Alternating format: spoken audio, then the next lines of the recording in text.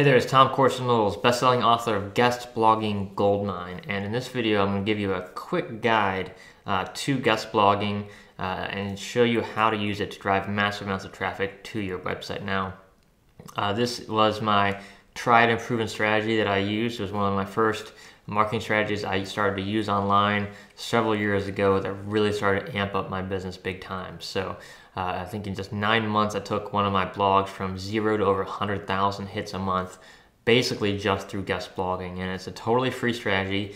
You don't need any money. All it takes is a little bit of time and a little bit of creativity and a little bit of work to make it work for your business. So first of all, you have to have a blog that's valuable. If you don't have a blog that's valuable, if you're not posting valuable content on your site, if you haven't gone through the rest of this course, and the rest of the information on how to create a website that's attractive and valuable and is actually adding valuable information to the marketplace.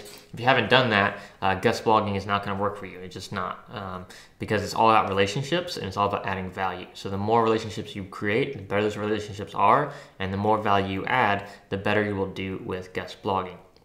If you have no idea what guest blogging is, basically, it's when you go to someone else's website and say, hey, I will write an article for your website, and you can post it and then link back to my website. It's a very simple way of doing it, doing business online. A lot of bloggers need content, want content for their audience. And so if you can write a great article for their audience that's going to help them, they will happily post your article exclusively on their site and then link back to your website. And it's usually done through an author bio. Again, a guest blog post is basically just any regular blog post, but it's written by someone else from an outside website generally, and then you're going to link back to their site in return. You don't have to link back to their site, but that's generally kind of the best practice for guest blogging. And if you're going to use guest blogging to grow your business, you're always going to want to link from the websites you guest blog on, because that's basically why you're doing it. That link is going to give you tons of credibility within Google and other search engines and help get you a lot more traffic to your website. So here's how I go about guest blogging. So the first thing I would do is I would go to Google and I want to find blogs in my marketplace. So let's just say you are a blogger and you blog about gardening. So I'm going to go type in gardening blogs, and then I'm just going to search, and I'm going to take these links on Google. I'm going to go ahead and click some of these links and check out these websites. So generally speaking, if you're typing in a keyword like gardening blogs or dog training blogs, generally relatively competitive keyword into Google, you're generally going to get some very good websites coming up in the top of the rankings. But there are some steps you're going to go through to make sure that you're not wasting time on sites that aren't really worth your time. And I'm going to show you how to do that now. So let's check out some of these websites we just found in Google. Here's gardenbloggersconference.com. It has a list of top garden blogs. So here's 50 blogs, what they call the top 50 gardening blogs, according to BlogRank. This is just perfect. So if this is what I found in my marketplace, I would be like jumping up and down right now, because we just saved a lot of time and effort to find the top 50 blogs in our marketplace. Someone else already did that for us. So we're just going to go to these different websites and check them out. So here's cold climate gardening. And what we want to do, the first thing I always do when I look at a website is, number one, just make sure it looks okay. Make sure it looks like a good, legitimate, clean website. Make sure it looks like a real website, not spam, not trash. Nothing illicit or illegal going on here. Just a good, hearty, standard website. No spam at all, right? So this website looks good, looks very clean, looks well organized, so it passes the test. Obviously, there's at least one person or several people managing this website that actually care about what they're doing. And that's what you're looking for. You're looking for people who care about what they're doing, who are the top of their field. The next thing we're going to do here is look at the Alexa rank. So you can download a plugin for the Chrome browser. It's not a WordPress plugin. It's a plugin for any web browser. So if you use Google Chrome, Mozilla Firefox, Internet Explorer, or Safari, whatever web browser you use, just Google Alexa plugin plus the name of your web browser, and you will find a plugin you can use to check out the traffic of these websites. And I'll put a link underneath this video to the plugins for you. Once the plugin's installed, it's going to be up here on your browser, and you just click it, and it'll tell you what the Alexa traffic rank is for the website and what the traffic rank is in the United States. So this is the global traffic rank here, and this is the United States traffic rank. And how traffic rank works is a lot like sales rank on Amazon, if you're familiar with that. So the lower the number, the better it is. So number 1 would be the most trafficked website in the world, number 1 Alexa traffic, and that's Facebook, right? And then number 10 is not as big. Number 100 is not as big. Number 1,000 is even smaller, and so forth. And so generally what I'm looking for when I'm doing guest blogging is I'm looking for a site with an Alexa rank of 100,000 or less. That's great if I can find a site like that. Now, if you're just starting out, you're brand new, that's probably too small of criteria for you, because when you're just starting out, you're really starting to build up credibility and influence in your marketplace. So you're probably going to want to start looking for websites in the range of 500,000 or less in the United States. The bigger you get, the more successful you become, the more prominent you become in your industry. You can start targeting bigger and bigger websites and stop spending time on the smaller websites. But when you're just starting out and you're brand new, a website like this would be just fine. Another thing to check is how many sites are linking in. So if this site has 433 sites linking into this website, so that's very high quality. It's a lot of links right there.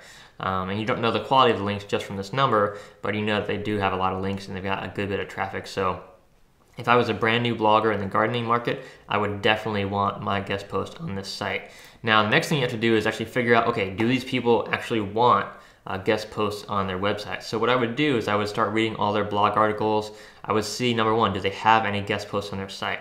If they do, that's a good sign. They're probably willing to take more. If you don't find any guest blog posts on their site, it doesn't mean you can't still write an article for them.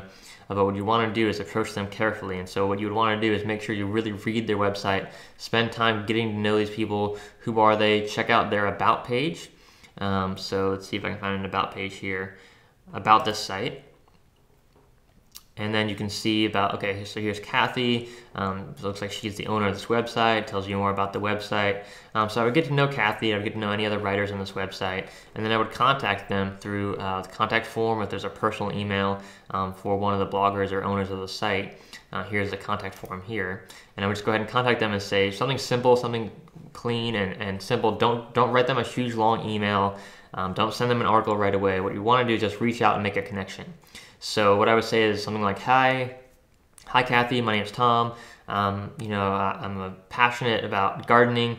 I've got my own gardening site. Check it out here. Hey, I would love to write an article for your audience about, the top 10 mistakes that new gardeners make when they're trying to start a garden at home. And just something simple, something helpful for their audience. Keep the email short, keep it simple, keep it sweet. Keep it friendly. Make sure you proofread it. Don't have spelling errors or grammatical error stuff in there. It's going to turn people off. If you're offering to write an article for them, it's going to be helpful. Make sure your writing in your email is helpful and clear and concise as well. So once you've done that, then you would just wait to hear back from them. What you want to do is the key here is numbers. So the more numbers you have, the better. Now, you're not spamming people, so this is really important. Now, there's a fine line between spam and actually genuinely reaching out to connect to people to make good connections.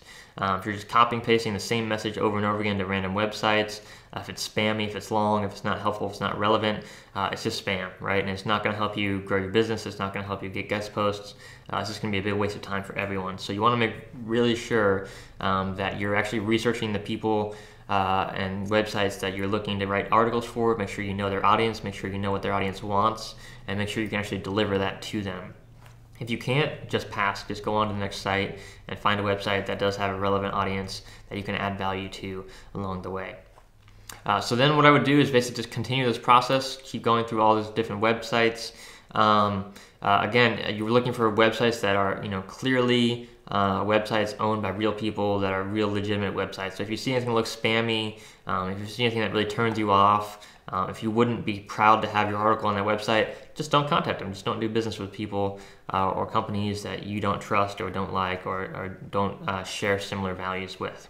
And that's basically the simple process of guest blogging. Really, the magic here is in implementation. So the magic here is in, number 1, being able to find the right sites. So again, follow the instructions in this video. Go to Google, search for keywords in your marketplace, for blogs in your marketplace. Use the Alexa Rank plugin to make sure you're looking at sites that actually have enough traffic to be worth your time. and then research the website, research the owners of the website, send them a personalized email letting them know that you're a blogger and that you'd like to write an article for their site, and let them know. Now, there's other things that you can do sometimes. So here you'll see a garden blog directory and it says get your blog listed here.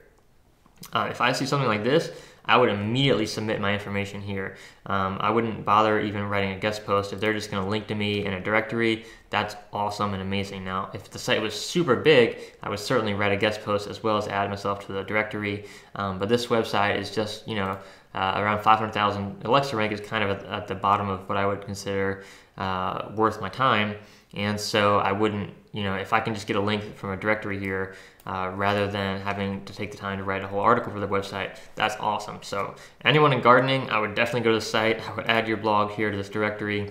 It's a great way to get a link through blog directories and things like that. Now, one important thing to take note of when you're doing guest blogging or any kind of link building to your website is you want variety.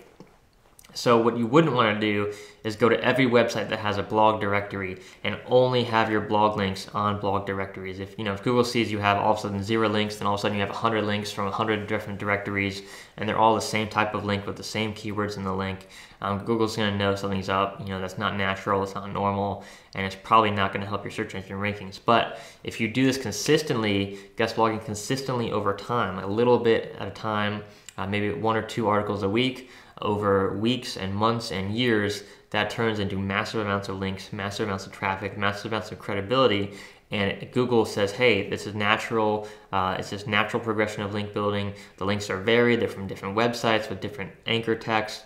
It just looks natural, it feels right, and so Google's going to say, hey, we trust you, we trust your links, we trust the credibility of your website, so we're going to send you a lot more traffic now. So that's basically guest blogging in a nutshell. It doesn't have to be very complicated. If you just follow the system in this video, it will work for you. But again, the key is consistency, finding the right websites, creating connections with the right people, the right influencers, and then also being willing to go beyond, to take relationships to an even deeper level. So through guest blogging, I've had things like podcast interviews where I've interviewed other people for my podcast. Other people have had me on their podcast shows. I've had radio interviews. I've been on webinars, I've spoken at conferences, all through connections that I built through guest blogging and connecting with other bloggers in my marketplace. So it's an incredibly powerful strategy. Really, if I could only choose one way to get traffic to my blog, it would be only guest blogging, because what you're doing is you're connecting with the biggest influencers in your marketplace. So imagine your marketplace right now, however many millions or billions of dollars a year it is. Imagine if you had relationships with every one of the top people, the top influencers in your industry, the top websites in your industry. Do you think that would help your business? Abso-freaking-lutely, right? And you don't need to spend money to do it. All you have to do is spend the time, energy, and effort to do the research and to build the relationships. And that's why I love guest blogging. I'm super passionate about it. And that's why I'm not going to tell you, thousands of different ways to get traffic to your blog. You don't need thousands of different ways. Most of the traffic strategies I've tried, and I've tried thousands of ways, 99% of them don't work, take too much time, take too much money, aren't worth the effort. Guest blogging is one of those few strategies that really, really work and really, really works well if you do it right. But again, the key is to do it right and to do it consistently. So if you just do it for a week or just a month or just 6 months or even just a year, it's not going to work for you. You might as well not even bother doing it at all. If you do it consistently for 2 years, 3 years, 5 years, you will see incredible increases in your traffic and in your sales online, assuming you have sales funnels and everything set up to actually make money and sell online. You'll see just huge amounts of traffic through guest blogging if you stay consistent with it. All right, so I hope this video has been helpful for you, and I'll see you in the next video. Take care.